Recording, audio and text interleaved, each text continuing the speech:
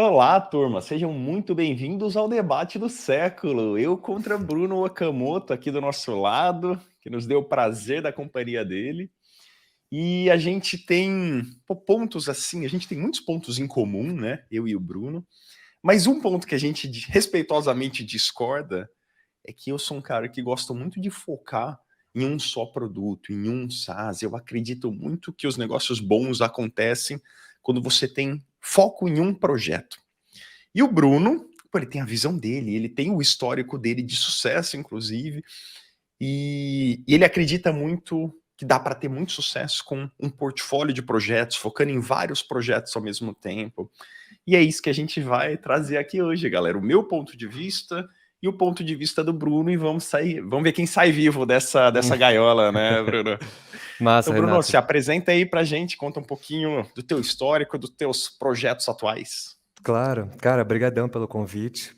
Prazer enorme estar aqui. Dando um rápido contexto, cara, sucesso, né, uma palavra que acho que todo mundo busca, mas ela é tão relativa, né, Renato? Eu tive a oportunidade, há uns 10 anos atrás, de montar minha primeira startup, que se chama Eu Nerd hoje, e lá atrás ela era Encontre um Nerd. E eu fiquei 4 anos testando produtos em diferentes segmentos, né? Eu comecei no B2C, a ideia era conectar técnicos de informática com mães e avós. Então, a minha avó, por exemplo, podia entrar no site, ela identificava sintomas, tipo, minha internet está muito lenta, meu computador não funciona. E era tipo, R$ 100 para pôr o serviço no carrinho, 150 esse aqui, configurar o e-mail 60.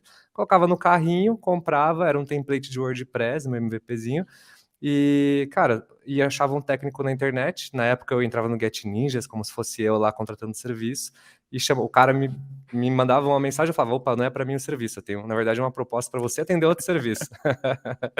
E fiz isso por uns 6 meses como MVP, mais ou menos, uns 6 meses, e, cara, foi o suficiente para eu chegar à conclusão que era isso que eu queria fazer mesmo. Na época eu estava trabalhando numa startup chamada eBanks, putz, foi uma escola para mim lá trabalhar lá com vendas. E aí eu decidi mergulhar de cabeça no MVP, passei um ano fazendo B2C, não deu certo, né? Depois eu conto os porquês, mas basicamente não tinha recorrência no B2C. Depois eu fui para B2B PMS, atendi empresas até 80 funcionários.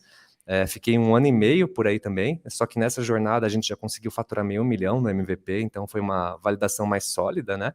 E aí a gente acabou se encontrando como produto e como companhia 4 anos depois no meio que mid-market enterprise, quando a gente vendia serviços de assistência técnica, né, um marketplace para grandes empresas, né? Então eu chegava por uma rede, por exemplo, Tokstok de varejo e falava, olha, aqui tem um SaaS.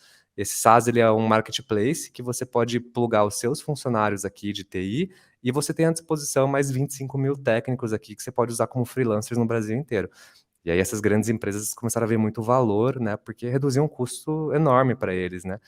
E aí daí para frente foi uma grande aprendizado, assim, de montar a empresa, né, a gente cresceu. Hoje a Ionerd já está uma empresa mais sólida, a gente recebeu um aporte da Positivo Informática em 2020, no começo da pandemia, e aí ela já está aí com as próprias pernas, caminhando e com uma fundação bem construída, sabe.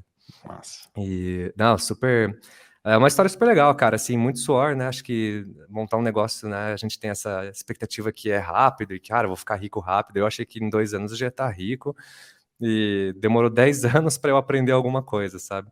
Mas hoje eu aprendi, acho que a principal lição que eu tirei dessa minha empresa é que hoje, se eu pudesse me dar um conselho há 10 anos atrás, eu diria para mim: "Cara, tenha 20 negócios de 50 mil do que um negócio de 1 milhão." E nessa filosofia, nesse conselho, quando eu me peguei pensando no começo do ano, foi quando eu comecei a pensar: "Putz, quem mais está fazendo isso? Quem que pensa como eu?" E aí eu saí pesquisando e comecei a me encontrar com esse mundo de microsas e os empreendedores lá fora, e decidi trazer esse conteúdo para o Brasil e montar uma tese, né, eu chamo essa tese de microfounder, né. Então a tese basicamente é: "Cara, como que eu monto um portfólio de microsas?" E aí, a partir dessa tese, desse conteúdo que eu comecei a produzir, começou-se a surgir a comunidade em torno, né, e hoje a gente está beirando aí os 1.300 membros em pouco mais de 6 meses, assim. E, cara, fantástico, assim, é demais, né. Acho que ver tanta gente que acredita no microsas e acredita no projeto, então esse é um pouquinho da minha história, um pouquinho de onde eu tô hoje, sabe? Boa. E já faço convite pro pessoal aí para conhecer microsas.com.br, vão cair na tua comunidade, correto? Corretíssimo. É isso aí. Massa demais, Bruno. E aí eu vou... Cara, se você me permite, então vou fazer a defesa da minha tese aqui, que vai ser uma defesa em 3 partes. Introdução, exemplos práticos e conclusão, tá? Para explicar, Legal. cara, o porquê que minha cabeça funciona desse jeito e por que eu acho que as pessoas tendem a ter mais sucesso dessa forma. Pelo menos as pessoas que pensam como eu, que agem como eu. Vamos lá. E, cara, um ponto que me desperta muito até a necessidade desse papo é que muita gente pergunta assim, Renato, por que você não cria uns 300 microsas por ano? É uma pergunta curiosamente comum, cara. O pessoal fala, pô, mas Bubble é rápido, você tem a manha, por que você não cria 300 microsas num ano? E aí eu percebo que as pessoas não entendem muito bem o que efetivamente gera valor. Seja para você ou seja para os outros, né? Cara, eu vejo no code da seguinte forma, tá? Vou contextualizar um pouquinho no code antes.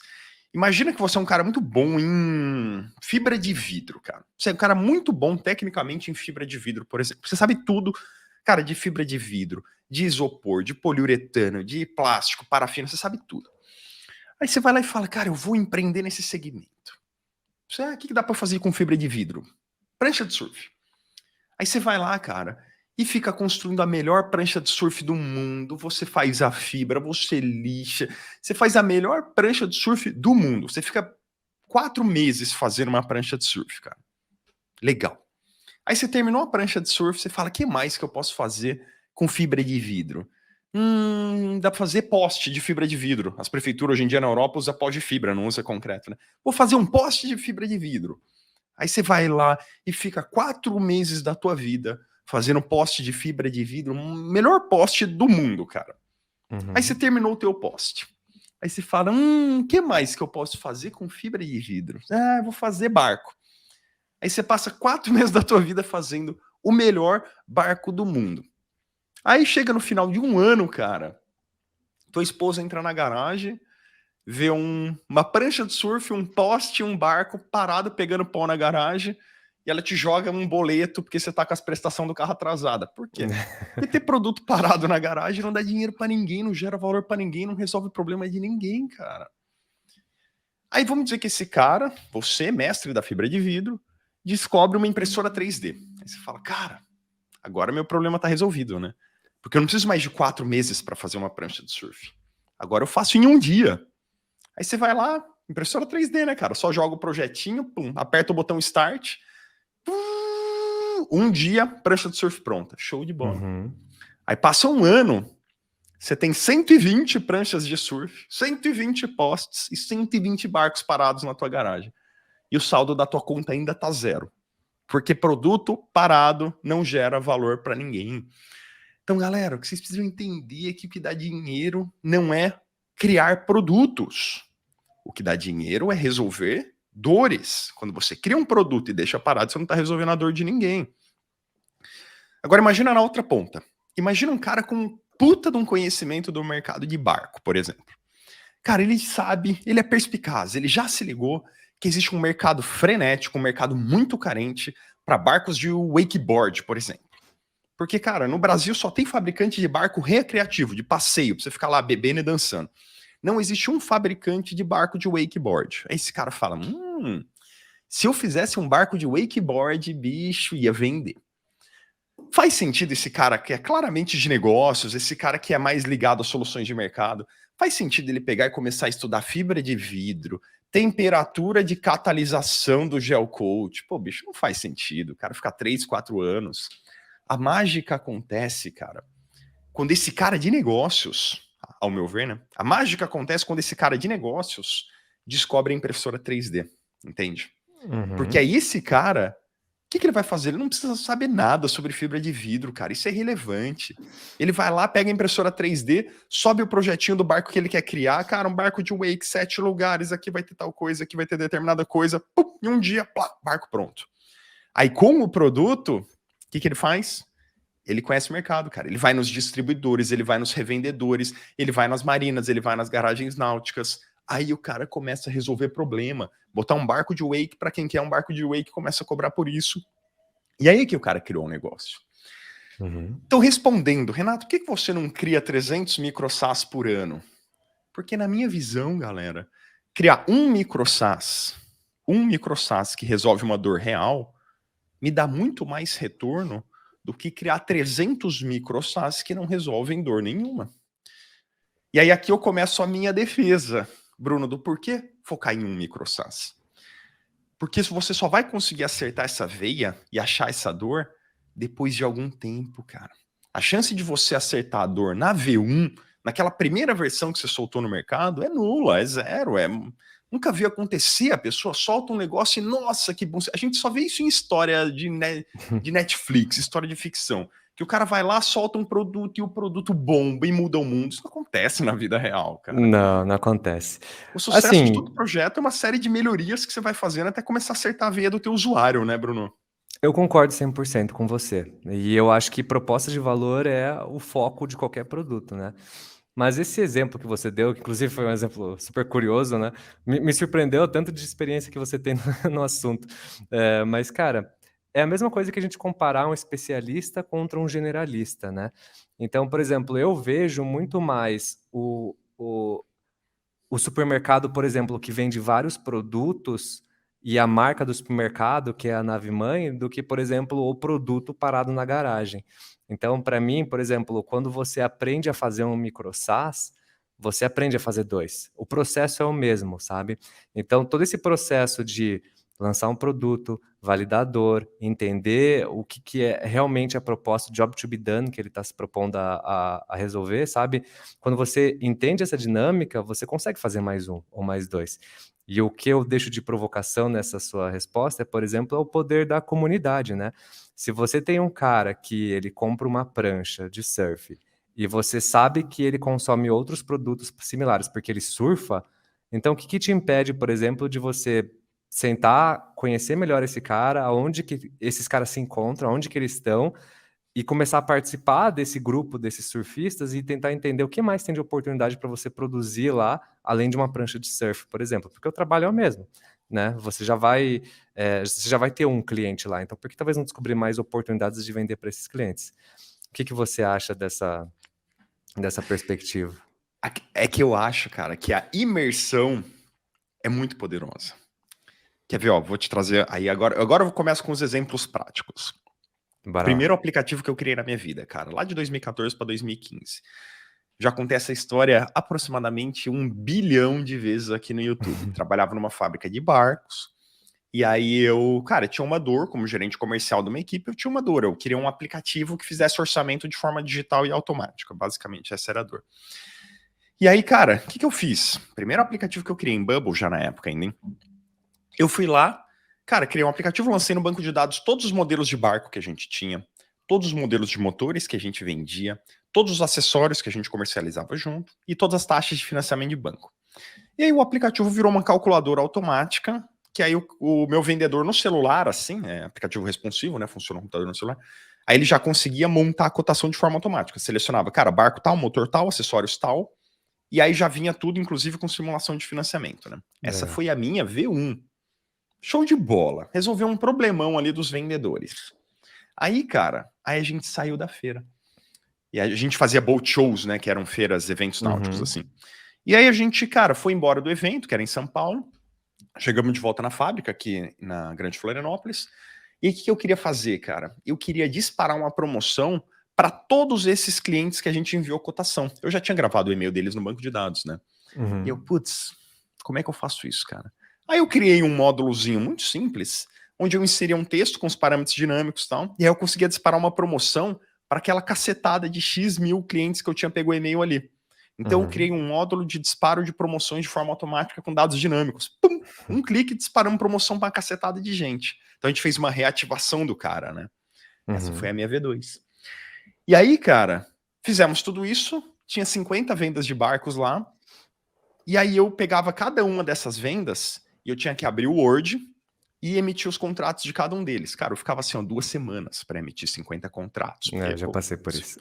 né, você faz com cuidado, né? E aí eu, cara, pô, eu já tenho 90% dos dados. Eu tenho os dados do cliente, eu tenho os dados do barco, do motor, dos acessórios, o valor.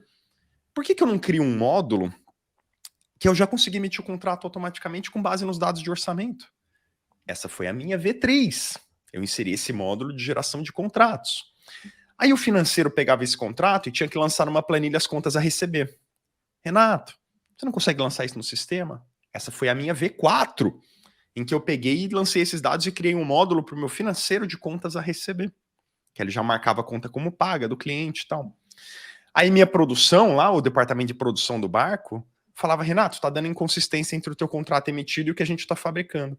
Você não consegue emitir ordem de produção de forma automática pelo teu sisteminha? Não, o apelido era sisteminha, né? Já estava desse tamanho, mas ainda era o sisteminha. Essa foi a minha V5, emissão de ordens de produção. Aí a diretoria olhava tudo isso acontecendo e falava, Renato, você não consegue pegar todas essas informações das vendas e jogar num gráfico para eu ver quantos orçamentos cada vendedor está fazendo por mês? Essa foi a minha V6. Cara, e assim foi, você entendeu? Tipo, aquela minha imersão dentro do produto, dentro do mercado, cara, realmente ouvindo as dores dessa galera em relação a novos features, novos recursos desse aplicativo, é o que foi fazendo o negócio evoluir cada vez de forma mais rápida, entende? Esse sistema, a minha primeira ideia quando eu saí da empresa foi, cara, pegar esse sistema e, vou transformar isso aí num SaaS e vou vender no mundo inteiro, porque, tipo, no Brasil tem 150 fabricantes de barco, mas nos Estados Unidos tem 8.000, só nos Estados Unidos. Meu Deus, cara, isso ia bombar. Só que aí, pô, eu tinha desenvolvido lá dentro, devia satisfação a eles, perguntei se eles me cederiam uma abertura em relação a isso, eles falaram, Renato, nem fodendo. Propriedade intelectual ali. E aí, hoje ainda funciona esse aplicativo, ainda roda lá. E aí, cara, quer ver um outro exemplo? A própria Comunidade Sem Codar. Comunidade Sem Codar nasceu em 2020. Cara, era um cursinho com 90 aulas e um grupo ali pra galera se conversar entre eles. Nasceu assim, em fevereiro de 2020. E aí, cara, primeiro feature que eu vi ali que precisava era emissão de certificado. Porque eu vi que a galera precisava comprar pela empresa deles, mas a empresa cobrava a emissão de um certificado para validar, tal, não sei o quê. Então eu fui lá e criei um módulo de emissão de certificado. Tranquilo. E aí, cara, eu recebia muita solicitação de gente querendo me contratar para criar aplicativo. E eu já não criava assim, né? Eu passava para os meus alunos. E aí eu percebi a necessidade de criar um marketplace profissional, um lugar para meus alunos se candidatarem a receber proposta e um link que eu poderia mandar para toda essa galera para eles acharem meus melhores alunos. Essa foi a minha V3, marketplace profissional. Comecei a sentir uma dor dos meus alunos em fazer o planejamento dos aplicativos, realmente tirar a ideia da cabeça. Então, cara, quais telas eu vou criar? Como que eu vou estruturar o banco de dados? Aí eu criei um planejador de aplicativos chamado Mão na Massa. Foi meu V4. E aí eu senti a dor da galera em fazer design, perdia muito tempo com design, criei o Bubble Essential Kit, que eu já contei para você várias vezes. Foi o meu V5.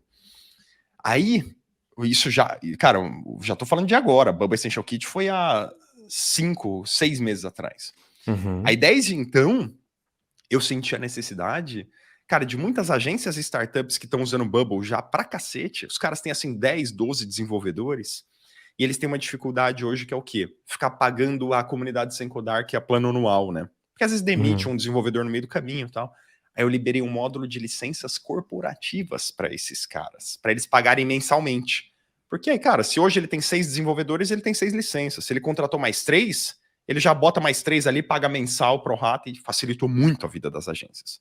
Cara, isso eu lancei faz menos de um mês, já tem mais de 50 licenças ativas nesse modelo. Licenças novas, novos alunos, né? Tô lançando agora mês que vem, cara. Já estamos falando do V7, né? Versão 7. Tô lançando mês que vem provas de certificação. Por quê? Porque essas agências, startups, estão precisando de desenvolvedores Bubble comprovadamente qualificados.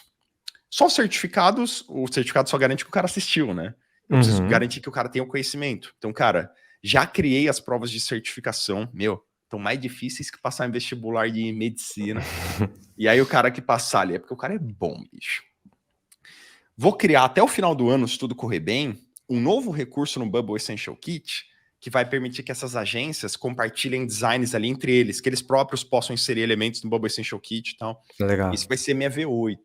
E, cara, eu já tenho na minha cabeça até o V20, velho. Eu tenho um roadmap de mais 2 anos de trabalho para fazer para frente, entende? Só que tudo isso vai acontecendo e vai aparecendo à medida que você tá completamente imerso naquelas dores e assim, cara, ouvindo, prestando atenção. Porque aí você ouve uma dor de um cara que tá lá, pô, insatisfeito porque falta tal coisa. Aí você tá tomando banho à noite e você fala, meu, sabe o que resolveria a dor desse cara? Tal coisa. Então, pô, pra você conseguir ter essa ideia enquanto você tá tomando banho no final do dia, eu sinto que eu preciso estar imerso naquilo. Se eu tiver, cara, 10, 20, 30 projetos para pensar, em qual deles eu vou estar tendo as melhores ideias, entende? Eu E assim, concordo. até um ponto, falando já do aspecto financeiro da coisa. Cara, a cada versão nova que eu lançava da comunidade Sem Codar, minha receita subia 10, 20, 30% e nunca mais baixava. Porque você atraiu toda uma gama nova de clientes. O mais chocante foi o lançamento do Bubble Essential Kit, sem dúvida nenhuma. O Bubble Essential Kit, cara, aumentou em 25% a minha receita, aproximadamente, e nunca mais caiu. Só aumentou em 25% e lá ficou. E isso é muito comum. A cada recurso que você cria que realmente resolve uma nova dor das pessoas, a tua receita aumenta em 10, 20, 30, às vezes 100% e nunca mais volta. Só que aumentar 10% de R$1.000 vai de 1.000 para 1.100. Agora, quando você aumenta 10% de R$300.000, são mais R$30.000 por mês. Cara, quantos microsas eu precisaria criar do zero para conseguir agregar uma receita de mais R$30.000 por mês, entende? Então esse é o lance. Pensando numa curva exponencial, né? O começo é muito difícil, cara. O começo é muito esforço para pouco retorno. Você anda e... Nossa, dobrei a minha receita. Fui de 1.000 para 2.000. Grande merda. Quando você tá maior, lá na frente, lá no mais para frente nessa curva exponencial, né? Cara, um pequeno esforço que você faz que aumenta a tua receita em 10%, 10% de 300.000 é 30.000, cara. É Então, bastante pequenos coisa. esforços geram muita receita e vai ficando, ao contrário do que o pessoal fala, vai ficando mais fácil com o tempo. É muito difícil no começo e muito fácil lá, não muito fácil, mas mais fácil lá para frente, entende? Então esse é um motivo pelo qual eu não vejo ficar sempre nessa parte mais difícil da equação, cara, que é quando muito esforço te gera pouco resultado. Concordo, Renato. Mas posso te fazer uma provocação, cara? Claro, deve. Quando você fala de V20, eu vejo 20 produtos que você poderia ter feito separados. Quando você me fala que você, por exemplo, montou um marketplace para conectar demanda e oferta de Bubble, eu vejo já um produto que você já podia ter lançado ele em dólar, por exemplo, faturando lá fora para o mercado lá de fora, que é muito maior. Quando você usa esses exemplos de várias funcionalidades, eu vejo isso como vários produtos que poderiam operar separados, mas que você incrementou, né? Mas a provocação principal que eu deixo é a seguinte, cara. Tipo, tudo isso só é possível para você montar seu império, digamos, de Bubble, por causa da comunidade. E eu acho que ter um portfólio de micro SaaS, ele só é possível quando você tem uma comunidade. Porque, na minha opinião, todo micro SaaS que você lança, ele ou tem que conversar entre eles, ou eles têm que ter a mesma base de usuários, né? Então, por exemplo, se eu tenho hoje 50 mil seguidores no Twitter, e eu tenho lá, por exemplo, um produto que me traz 5K de MRR. Se eu lanço outro produto, esses dois produtos, eles sempre têm que estar conversando entre eles e eu tenho que estar usando a minha comunidade, a minha base de seguidores ali, para estar sempre trabalhando esses produtos ali mais organicamente. Porque realmente, cara, se eu for começar 20 produtos em 20 mercados diferentes para fazer o crescimento orgânico de cada produto, cara, eu vou demorar, tipo, muito tempo. E aí eu nem recomendo tanto esse caminho, a não ser que você queira desenvolver uma nova habilidade. Quero aprender sobre SEO. Então, cara, constrói um micro SaaS focado em palavras-chave que você vai aprender muita coisa sobre SEO. Então, eu acho que assim, cara, quando você pensa, por exemplo, no exemplo do seu primeiro negócio e para o exemplo atual, eu acho que aí é a maior diferença de um pequeno SaaS e de um micro SaaS, assim, sabe? Um micro SaaS, para mim, ele nasceu para ser muito simples e nichado e focado em resolver uma dor muito específica.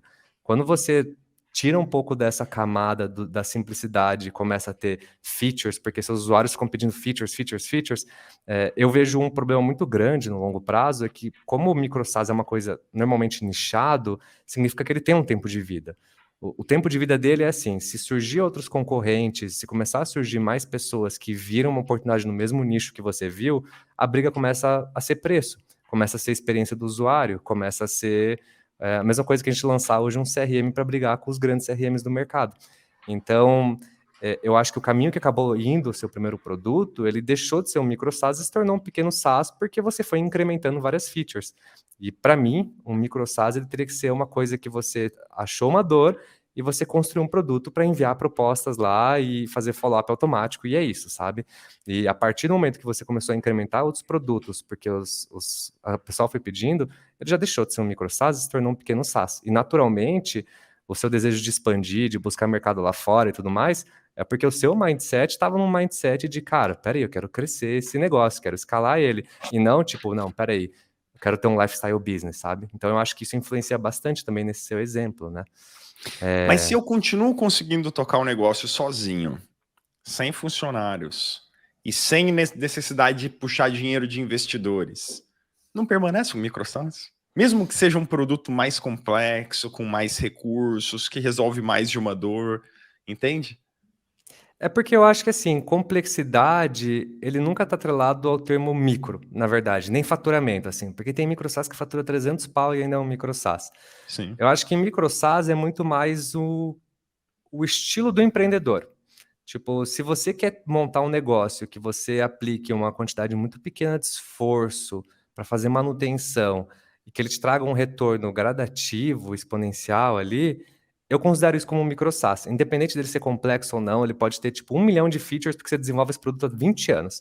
Mas se ele tá lá e você investe 2 horas por semana para fazer uma manutenção e ele tá crescendo porque ele se ranqueou no Google, pegou o orgânico, você pôs um programa de referral, ele começou a funcionar a indicação, você já tem uma base de leitores significativa no seu blog, porque você já tem um SEO bonitinho rodando. Então, assim, ele é um micro SaaS. Agora, a partir do momento que você fala assim, não, peraí, cara, eu vou contratar uma pessoa aqui para cuidar do administrativo e uma pessoa aqui para me ajudar nas vendas.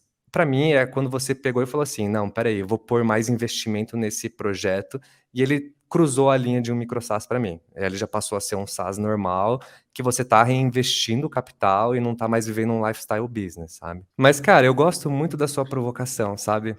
Mas eu vejo que a sua cabeça tá com cabeça de produto. E talvez eu acho que o pensamento, né, de um portfólio não é produto, sabe? Tipo, o produto ele não é o principal guia de se montar um portfólio. Por isso que eu acho curioso quando você me fala da comunidade, né, das funcionalidades que você vai pondo. Cara, para mim eu fico pensando que isso aí são 20 produtos que você poderia tirar daí e começar já a vender em outros mercados, entendeu? É que O aí é mais uma esforço é o questão de mesmo. modelo de negócio. Porque Faz eu sentido. fico pensando em, cara, coloco tudo num produto para que o produto pô, seja de longe o melhor solucionador daquela dor que exista, ou segmento em vários produtos, que aí poderiam ser vários micro SaaS ali dentro, né? E só que eu sinto que, cara, ele perde um pouco o efeito bola de neve, entende? Ele perde um pouco aquele efeito. Eu tenho 20 produtos resolvendo 20 pequenas dores. Mas se eu tivesse tudo isso em um produto só, seria um no-brainer, que eles chamam, né? Que é um termo em inglês Uhum. para tipo assim, eu não preciso nem pensar. Para o usuário, ele não precisa nem pensar, cara. Aquilo ali, com certeza absoluta, é a solução para as dores que ele tem, então ele não precisa pensar. Ele só vai lá e adquire aquilo ali. E a gente, no digital, a gente não tem custo para implantar recursos, né, Bruno? Esse que é o grande lance. Então você pode jogar tudo num produto só. Por isso que talvez a questão seja mais ligada a modelo de negócio. Porque eu acho legal quando você fala que toda linha de micro SaaS é focada na mesma base de usuários que pensam, que têm as mesmas necessidades, né? Esse é o grande lance. Você não pensa assim, então, por exemplo, pegar e criar micro SaaS para públicos diferentes e nichos diferentes com soluções de dores muito diferentes? Uhum. Cara, eu acho que vai ter os 2 perfis, assim, sabe, da galera que vai sair pondo em vários mercados e do pessoal que vai trabalhar sempre a mesma base. Mas é o que o pessoal diz, né, scratch your own itch, né? Tipo, é muito mais fácil a gente construir soluções em mercados que a gente conhece, com problemas que a gente Sim, está vendo exato. ali, do que, tipo, a gente sair buscando mercados muito aleatórios. Porém, eu acho que o desafio é o seguinte: quando você tem vários produtos de mercados diferentes, você tem essa curva de aprendizado do mercado, você tem a questão do suporte, que ele é diferente para os clientes, você tem a questão das personas que elas se comportam diferentes, então, às vezes, essa diferença ela é drástica no comportamento de consumo do produto, né? Então, eu acho que é mais fácil você ter sempre uma comunidade em volta do empreendedor, normalmente, e você ir lançando os produtos. Quando você me comenta, por exemplo, esse seu exemplo sobre, cara, bola de neve, continuar trazendo e gerando valor, é que eu vejo que é o seguinte, para você ter um portfólio de micro SaaS, eu entendo que você tem que ter uma nave mãe. E, na minha opinião, o maior micro SaaS, a maior métrica que você tem que administrar num micro SaaS é a retenção. Então, quando o Renato Assi me fala, cara, não, peraí, eu tô fazendo isso aqui porque eu quero ser o melhor e tal, massa, é que você hoje dificilmente alguém vai surgir, um concorrente que vai matar a comunidade sem codar e da noite para dia você vai deixar de existir. Porque você já colocou as suas raízes aí.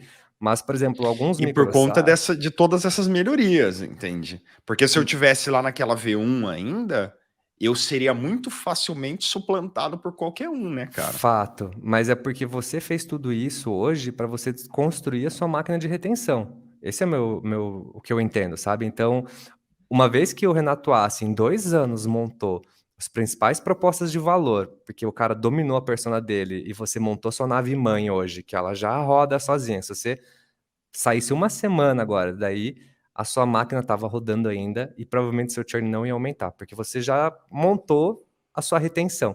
Então, ao meu ver, o Renato Assi hoje estaria pronto para dar um passo, por exemplo, e começar a pôr outros produtos no mercado e montar um portfólio de pequenas apostas.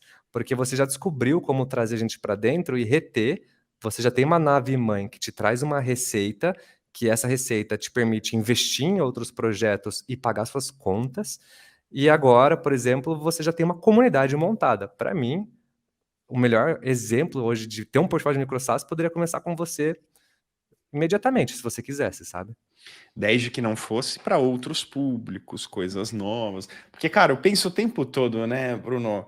Tipo, cara, sabe o que eu acho que daria muito certo? Quer pegar um negócio que daria muito certo? Cara, uma plataforma de gestão de comunidades. A gente estava falando disso há o quê? Um mês atrás, eu acho, É, Bruno. por aí, aham. Pô, cara, não tem no Brasil. Todo mundo quer criar alguma comunidade. A galera começa com um grupo de Facebook. Pessoal, primeiro pensa em WhatsApp, Telegram e Discord. Aí percebe que comunicação síncrona é uma porcaria, né? Ninguém tem paciência para ficar acompanhando mensagem WhatsApp, Telegram e Discord. Aí você vai para comunicação assíncrona, grupo de Uhum. Facebook. O grupo de Facebook é uma porcaria, né? As galera não quer mais ter conta em Facebook, é ruim de pesquisar. Qual a única plataforma de comunidade decente que existe hoje, cara? O Circle, que é onde eu tenho a minha É. comunidade, que é onde você tem a tua comunidade. Pô, que ainda tem vários features assim que eu acho que tem um ano que eu tô lá mais ou menos e eu sempre fazendo sugestões de melhorias para os caras e os caras não implantam, meus caras são lentos. E aí eu fico pensando, cara, uma plataforma de comunidade no Brasil daria muito certo, bicho, em português, com os features tipo do Circle, mas com várias melhorias. Cara, se você que tá vendo esse vídeo, sem brincadeira, se você quiser criar isso, me chama, porque eu tenho muita ideia, muito. Eu vou pegar esse mesmo e-mail que eu mandei pra galera do Circle e mando para você. Porque aí você vai ver todos os pontos, todos os pontos que o Circle fala e poderia fazer melhor.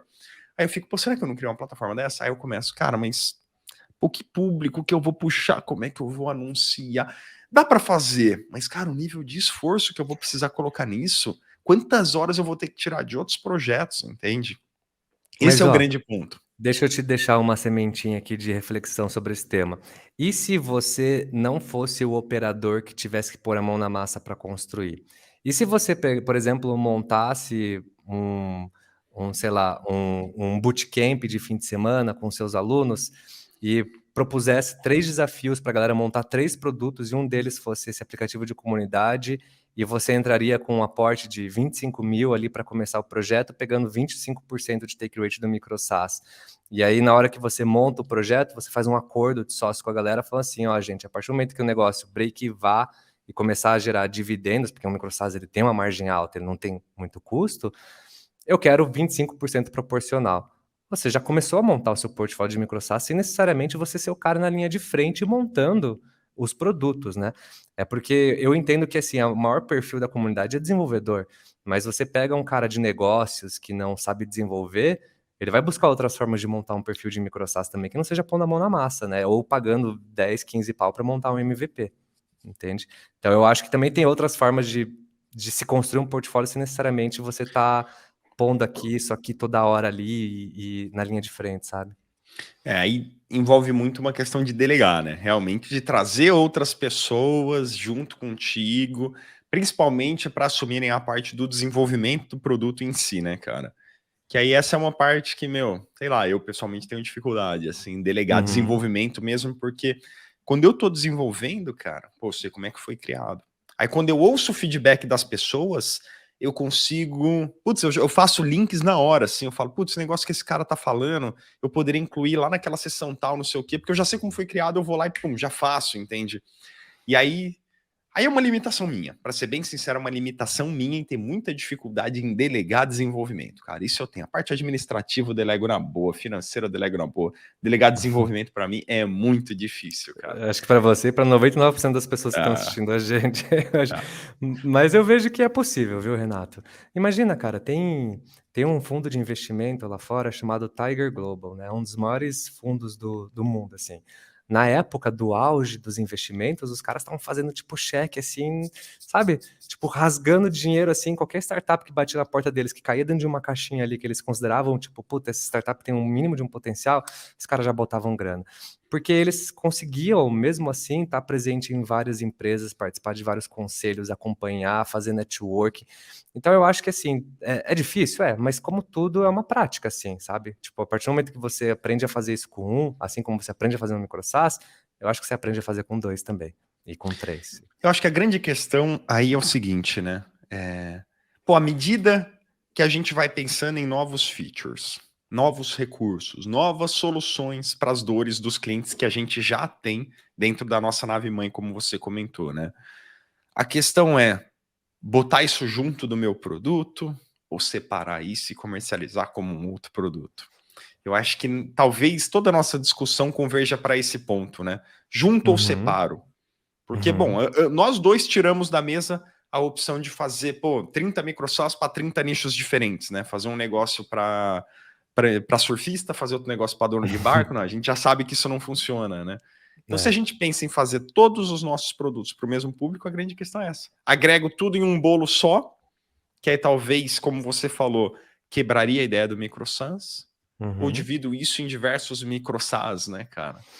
É Faz, interessante. faz sentido. E assim, quando eu penso, tipo, em comunidade, por exemplo, você tem a comunidade sem codar. Então, quando as pessoas elas olham para a comunidade sem codar, elas olham para uma comunidade de programadores, desenvolvedores de Bubble, de Webflow, de ferramentas no code.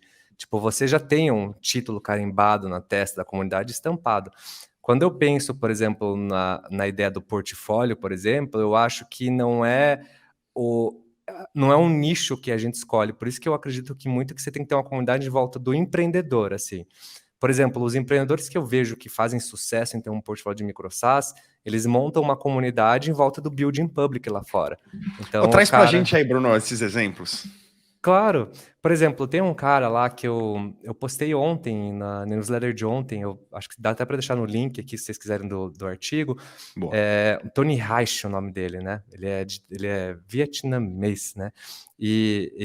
Cara, ele tem hoje 4 microsas, só que o que faz o microsas dele crescer organicamente, ele ter esse portfólio trabalhando, tipo, 2, 3 horas por dia, é porque ele montou uma comunidade em torno do building public dessa tese de ter um portfólio de microsas no Twitter.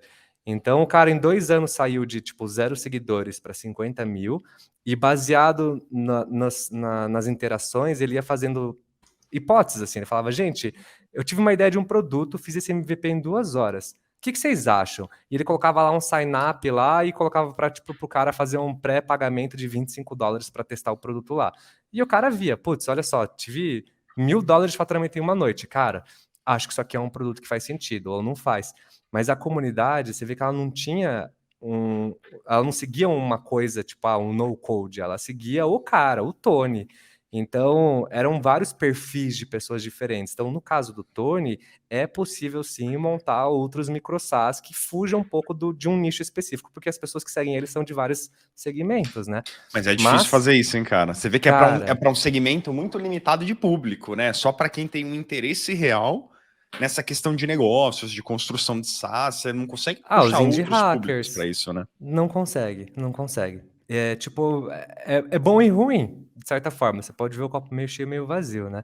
Mas eu acho que assim, eu acho que quando a gente volta para aquela questão de incrementar o produto ou fazer vários produtos, eu acho que você tem que descobrir, tipo, qual que é o momento do wow, assim, sabe? Tipo, o momento que você tem uma nave mãe e que você traz o cara para dentro através de um ou dois canais, seja um pago, seja um orgânico, e que uma vez que o cara entra, depois de X etapas do processo dele, tipo, da jornada dele, a chance dele dar churn cai drasticamente, assim, tipo, o cara, ele fez 3 cursos e ele consumiu o Essential Kit, puta, esse cara não dá mais churn pelo menos por mais 2 anos, assim.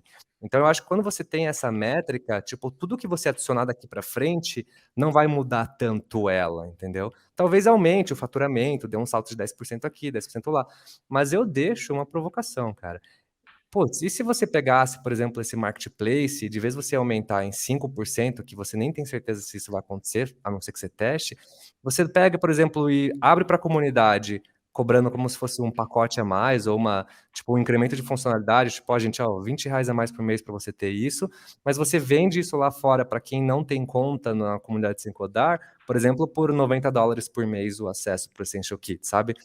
Eu acho que tudo é um teste, assim, Renato. A É, gente eu tem já que faço isso com o Bubble Essential Kit, né? O Bubble Essential Kit ele já é comercializado lá fora, porque lá fora o cara não tem nenhum motivo para comprar a comunidade sem codar. Comunidade sem codar é em português, né? É, Então eu já comercializo ele para fora. mas esse Eu vendo ele por marketplace que noventa e você sete tem dólares. de Não marketplace, no caso, o desenvolvedores, Essential Kit. O marketplace é só um lugar onde meus alunos postam o portfólio deles para serem contratados, né? Então por isso que não faria muito sentido para fora, teoricamente, assim, porque são será? só meus alunos.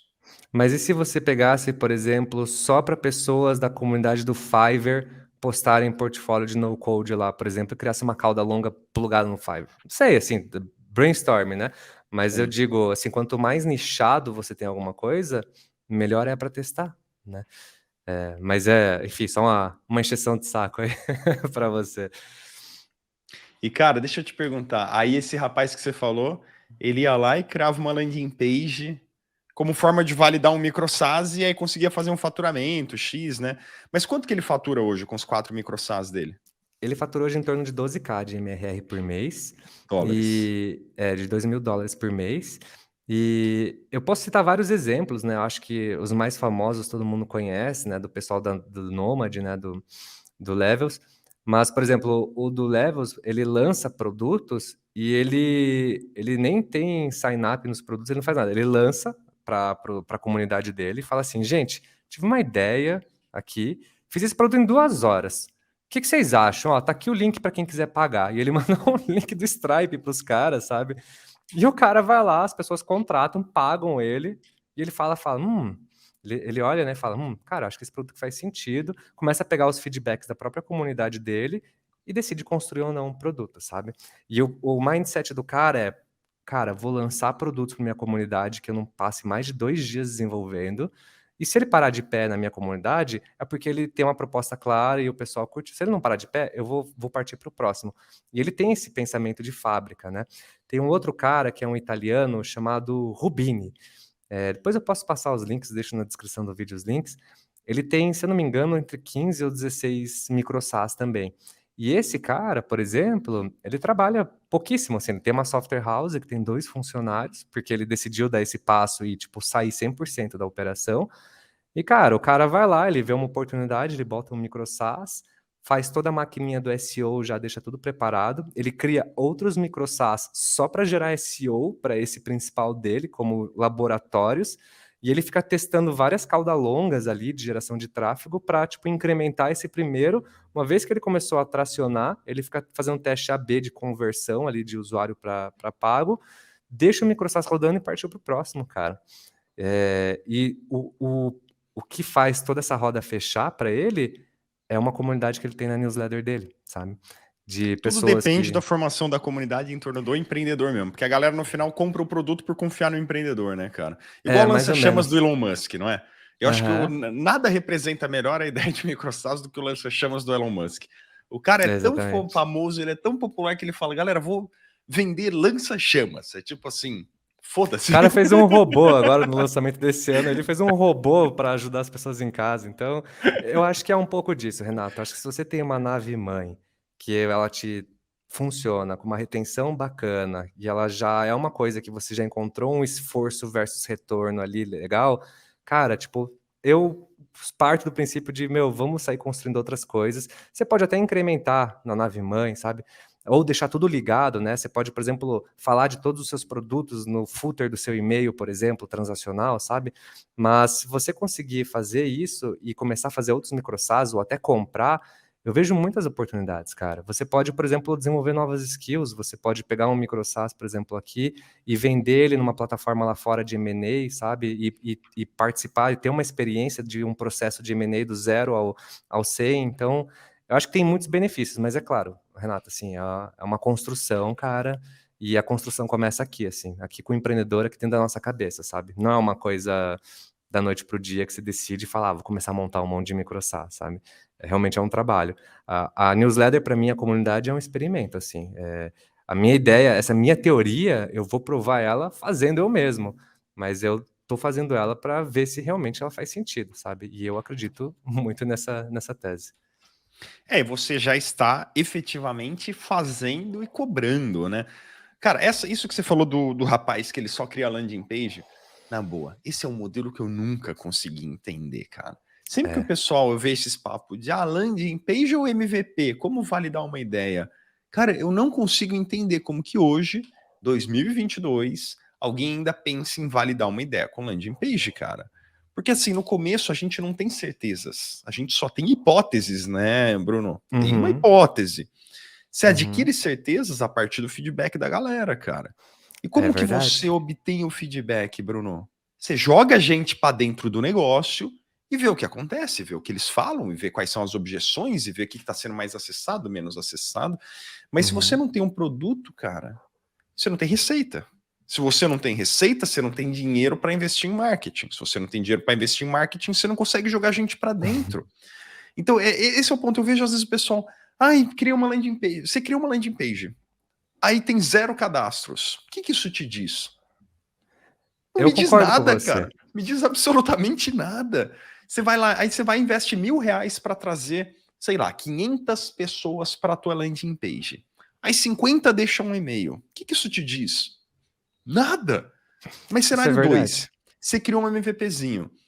Pô, aí você investe R$ 1.000 para trazer 500 pessoas para o teu MVP.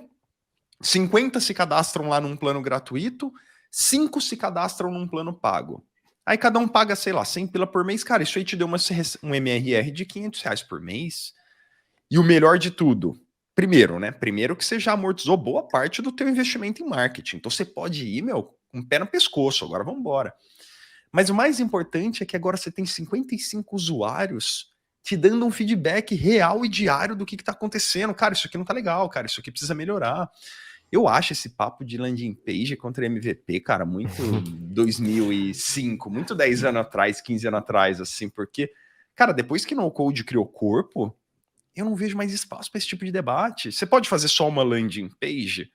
Pô, claro que pode, mas você Uhum. vai ser massacrado pelo cara que fizer um MVP. Por mais simples que seja o MVP, você vai ser massacrado. O cara vai passar por cima de você com um rolo compressor, cara. Quer ver Teve um rapaz que você entrevistou que é o David, que é aluno nosso da comunidade, né?